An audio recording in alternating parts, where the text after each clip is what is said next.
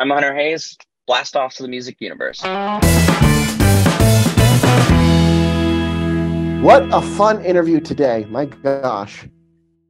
Oh yeah, Ah, Hunter Hayes. I mean, he's back with the Red Sky album and Red Sky tour, and we caught him in Milwaukee on his tour bus ahead of a show as the tour wraps. So very, very candid, very open, and we spoke with him for like 30 minutes yep. straight. It was great.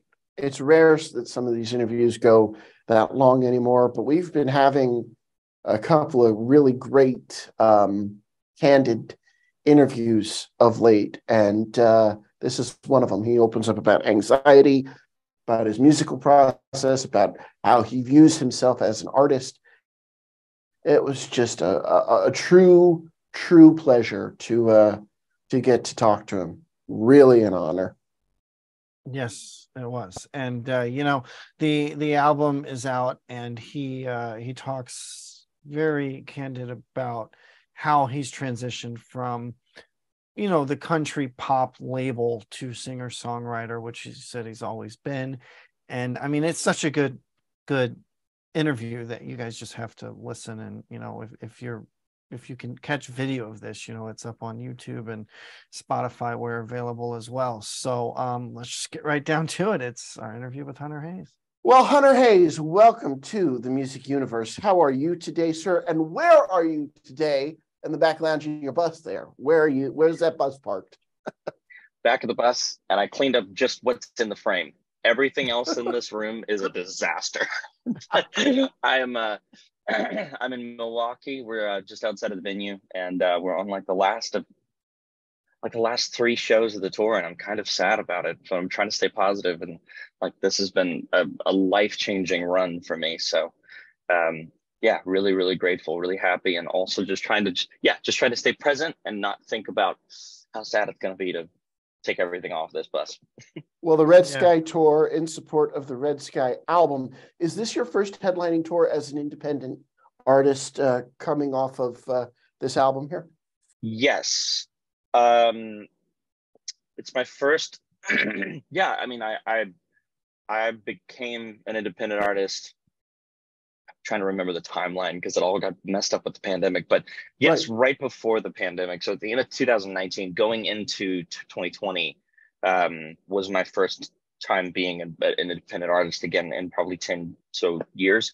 So yeah, this is my first time touring. Yeah, this, to answer your question long form, yes, this is my first time touring as an independent artist. Yeah. Very cool.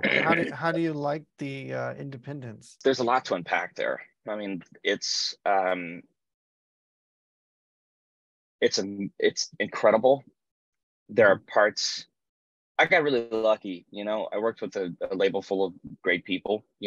We had great experiences. We had a lot of success together. So my experience was mostly good. That said, I think the portion of it that, we call it even better if, when we assess everything and we talk about, rather than saying, well, this went wrong, we say, well, it would be even better if. And the even better if, I think in that case, is there were so many songs I would toss in, and again, I'm saying this in the context of what I just said, so I don't want it to be, taken the wrong way, but I would turn in hundreds of songs a year to the response of, well, that's not what we're looking for. Keep writing and and hope for the best, whereas I felt really confident about the music that I was making, and I loved what I was making, and I knew that what I was making would connect with the fans that I play in front of every night. And so my experience now is there's so much more room for me to trust my intuition, and there's so much more room for me to trust the relationship that I have with fans. On this tour, it's a great example. There are people who are showing up that have been here for 10 years and have been following me for 10 years, and they are a reminder of why I do what I do and what it is specifically that I do, and what the core of my artistry and the way that I make music and what I make music about, that it matters. Right. It matters to them. It matters to me. And so I think it's so nice to, be able to sort of craft my dream team. and not just sort of like, integrate into a system that already exists. And I guess I like the way I've described it to some of my sort of like business partners is like, I feel like I'm in my second career. I got to experience everything. I got to experience this massive success. And then, over the pandemic, it was sort of a forced pause where I said, okay, what could I change if I could change anything? And I did it. And this tour, like I was just talking to, a longtime business partner last night. I was like, I'm thrilled by this tour because it's taught me, what happens when you stick to your instincts, your core, your alignment with your purpose. And I know that I'm talking a lot about this, but I appreciate the question, and it does mean a lot to me. And I want other people to hear this because I think it's a lesson that I wish I knew earlier.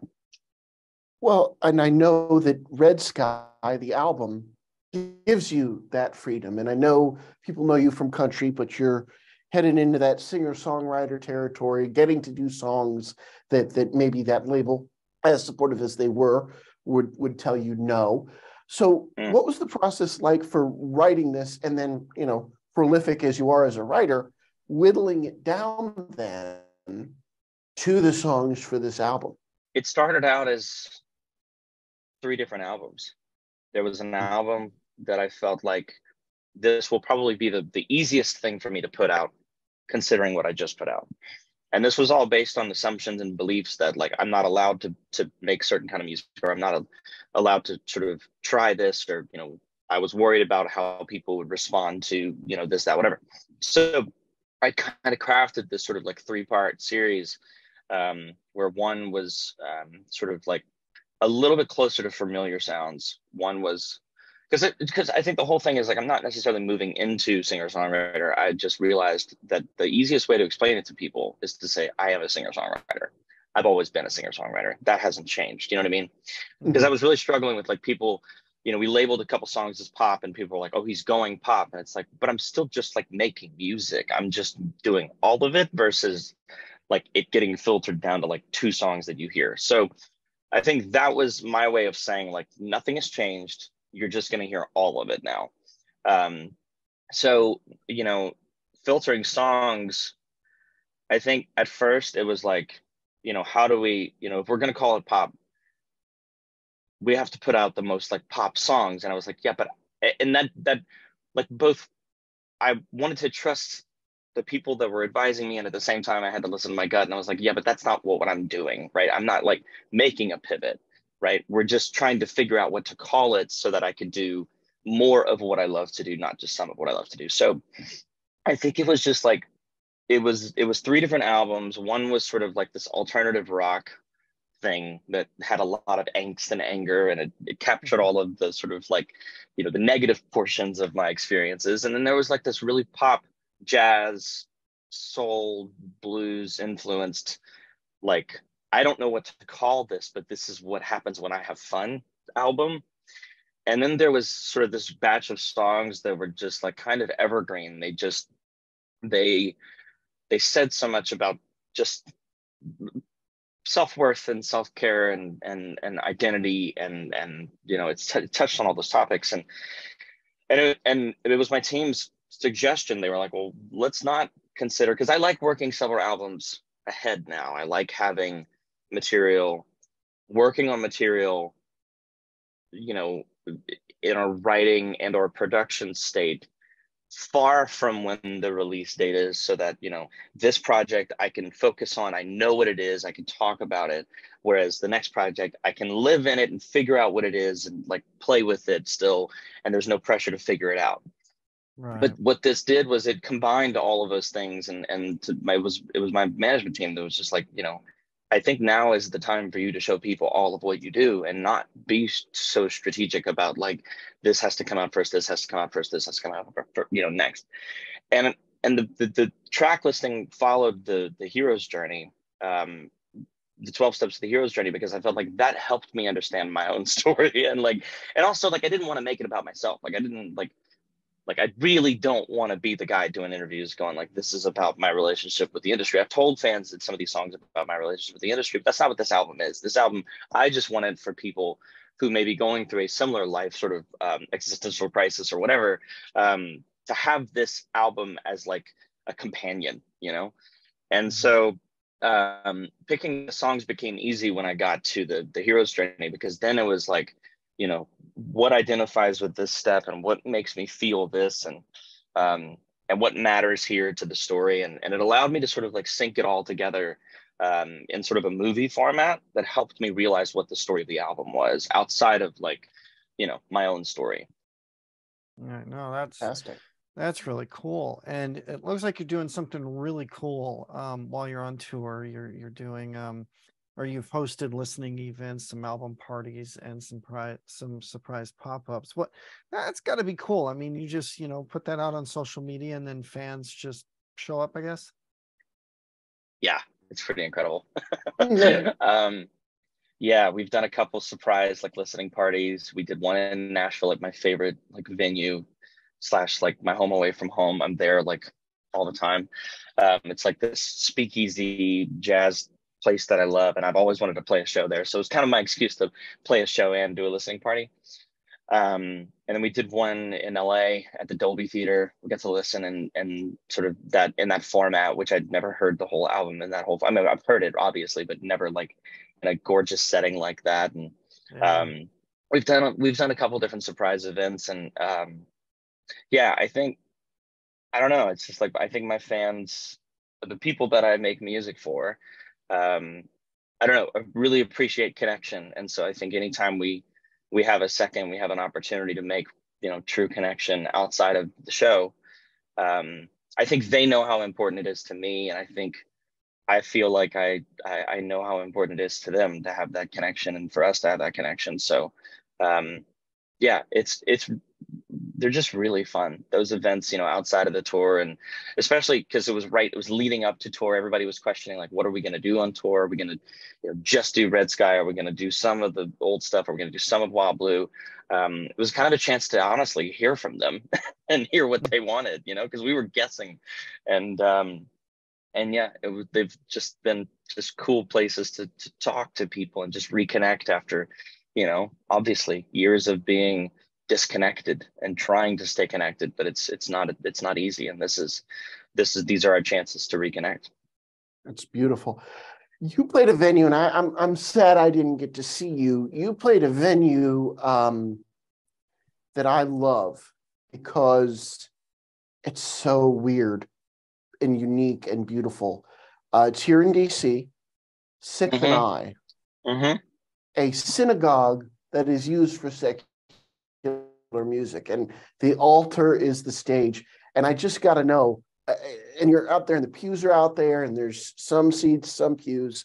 What was that like to be in that venue? Because it's such a funky venue, and I love it. I wish I'd bet on what you were going to say, because as soon as you said what your intro, I was like, I know exactly the venue you're talking about, because I didn't know much about it going into it.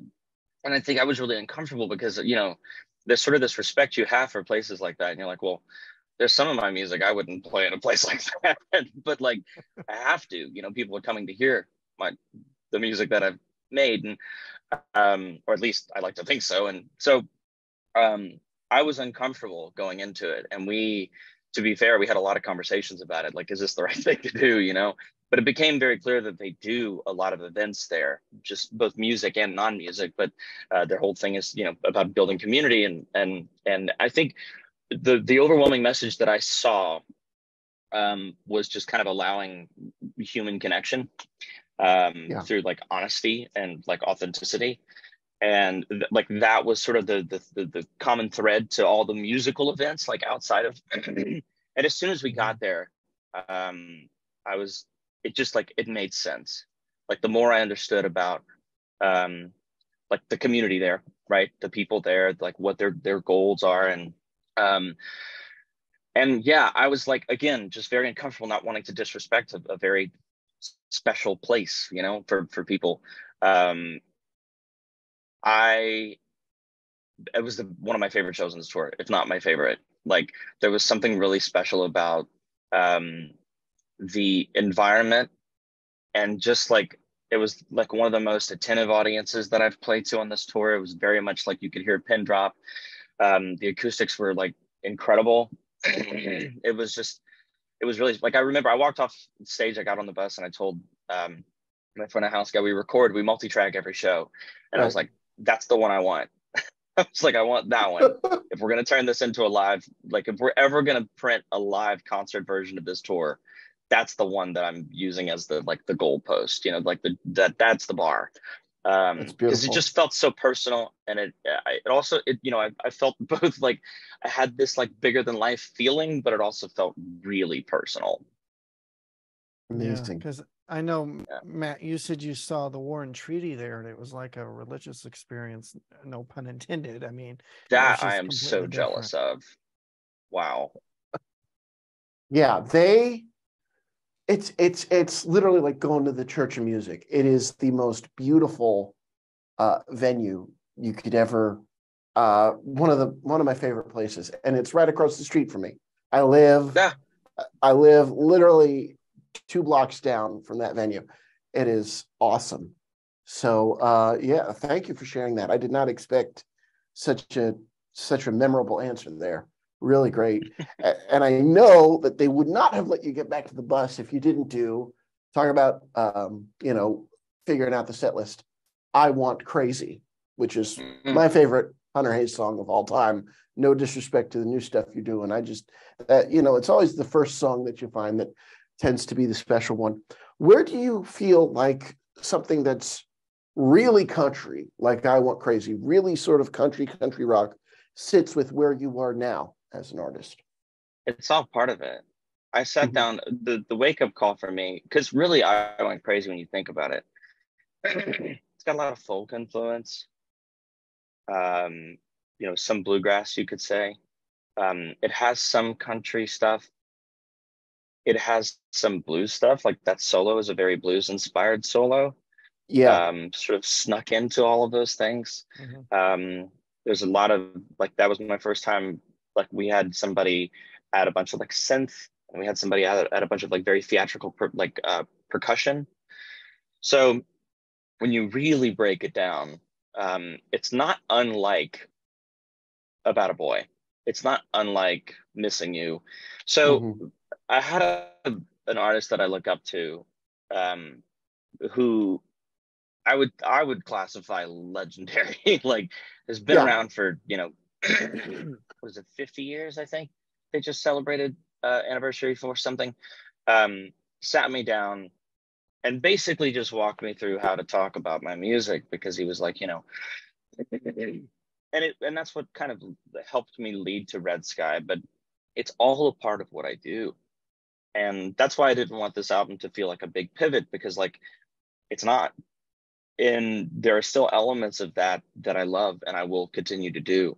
I think I've already said it on this interview, so I won't sort of like say a ton of it again. But like this was just my chance to do more of it. So right. um, I think it all like there's a good chance that something on the next album will sound very similar, not intentionally, not on purpose, but probably by accident, because those are things that I love. Those are still sounds that I love. I still love bluegrass. I still love all those things.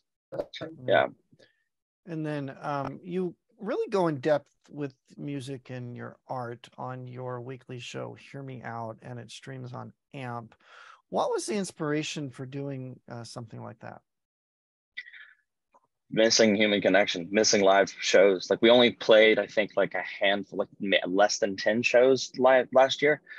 Wow. So it was kind of a way to keep me from going crazy and and try a new format. I also really love hosting things. I really want to do more of it. And that was kind of a chance for me to like get out of the sort of like the pandemic, because my second show out of the pandemic was really difficult. My social anxiety, it was at an all-time high, and my also like my personal anxiety was at an all-time high, and it was Can not a I good can I experience. And can I stop you there because you've been so candid with us? I'd love if you could talk about that, because so many people getting on stages is the cure for that, or it's like riding a bicycle. What specifically had you kind of nervous headed after COVID, if I can ask? What really kind of triggered that for you?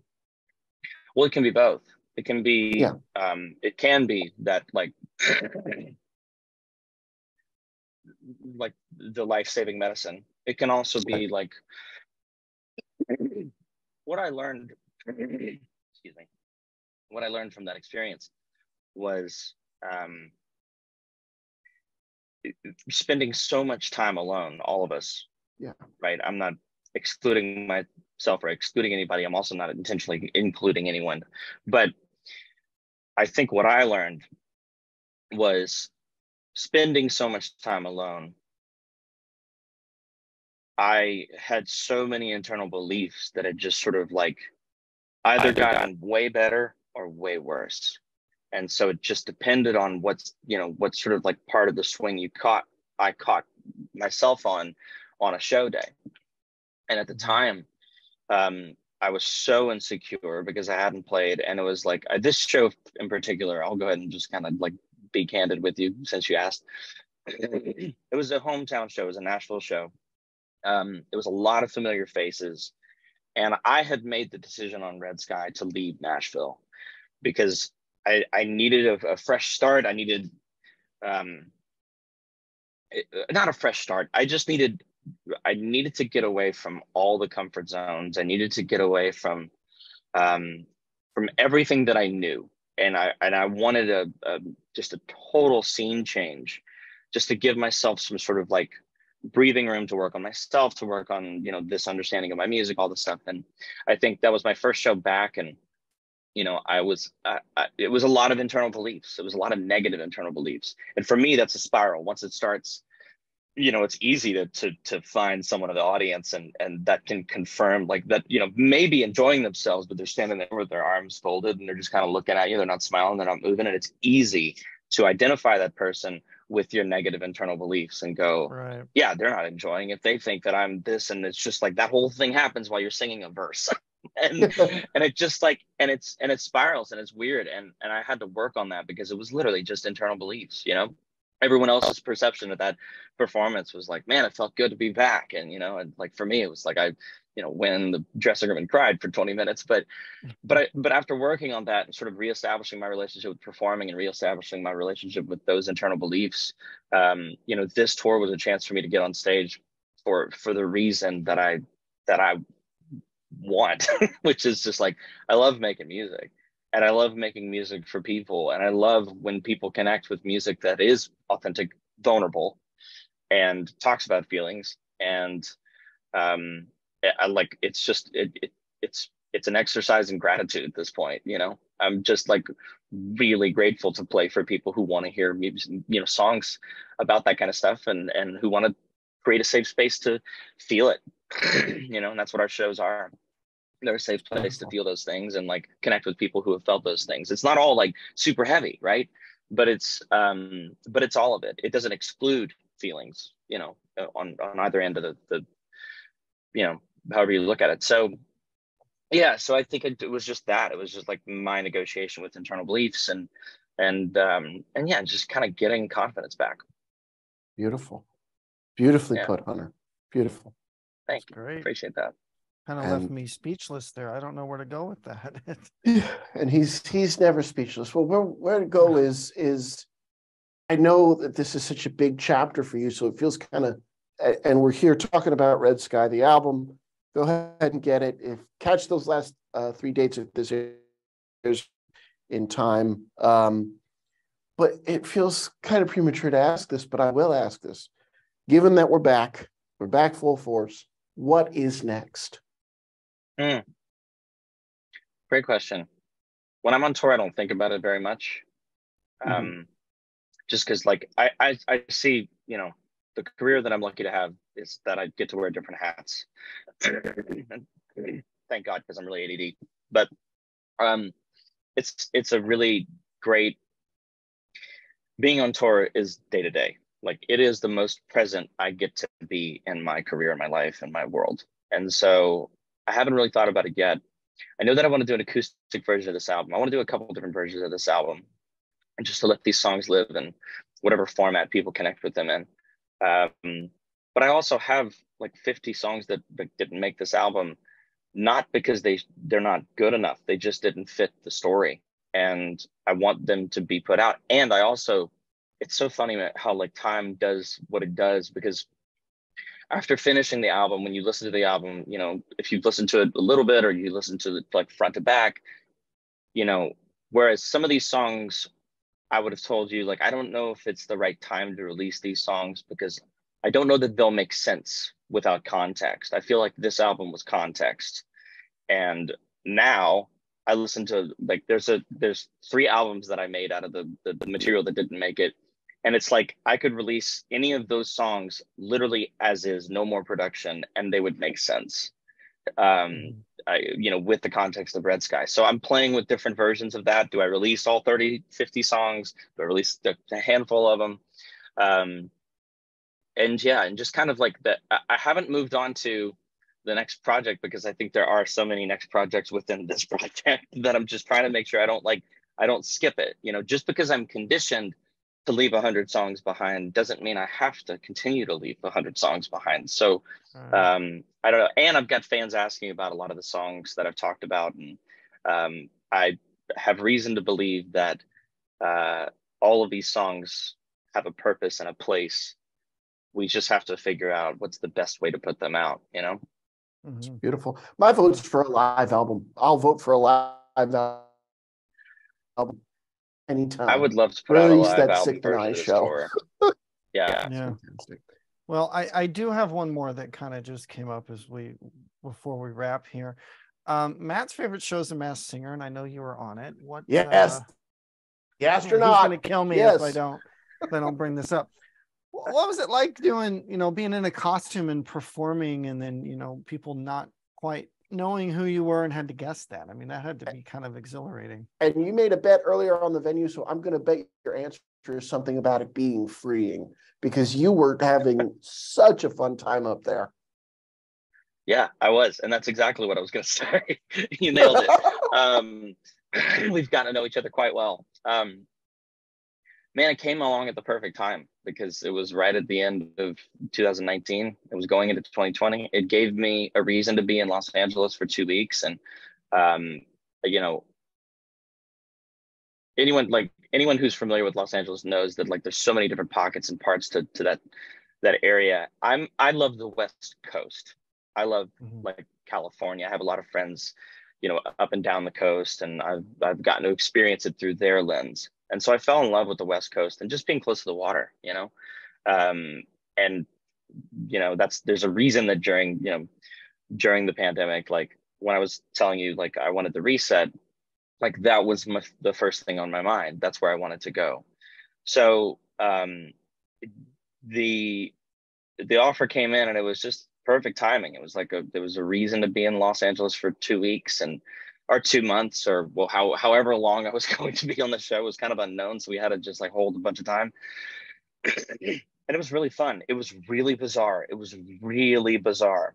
You put on the visor every day before you leave the house. You wear the hoodie, you wear gloves. Like, it's the most interesting experience I've ever had. But everyone on the show is just like, it's all good energy. It's all positive. It's not really like super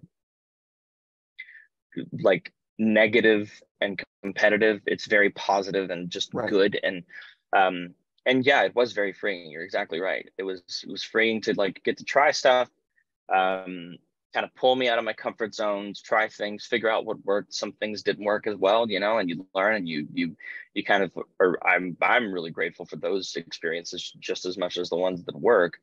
And yeah, it would just be really inspiring to like finish, you know, we most of our slots that we would go for like rehearsal or like blocking and things like that were all in the morning. So, you know, I would do this stuff from, you know, 7 to 9, and then, you know, be back to my house before like I would have normally woken up anyway, and just get started on music and work on stuff. And there was just no pressure. I think it just gave me 2 months of no pressure, and just like taking the weight off of, you know, we have to have a single ready by this time, or we're going to be touring in, you know, this time. And we did have all those things happening, and at the same time, none of those things happened for obvious reasons. You know, we landed in Nashville March 1st and went into rehearsals, and we never got to tour that show. So yeah, I'm really grateful for it, because it was just like, it was fun, it was freeing, there was no pressure, and I learned so much, and I met so many people that I continue to work with, like my vocal coach now, who's my, one of the best vocal coaches I've ever worked with. Is from that show, and I made a lot of friends from that show. This was a pleasure. Hunter, thank you so much. I really enjoyed this. Thank you, guys. I really appreciate it. It was great to talk with you. What was your favorite part about that interview? When he opened up about anxiety. Also, Sixth and I, because it's not a venue that folks that I enjoy get to go to a lot. Mm-hmm. But the one time I did see a show there, like we talked about in the interview, it's just one of those magical venues, and it was really incredible. And I don't know, it sounded like maybe he did meet and greets after the shows because they were smaller, more intimate venues.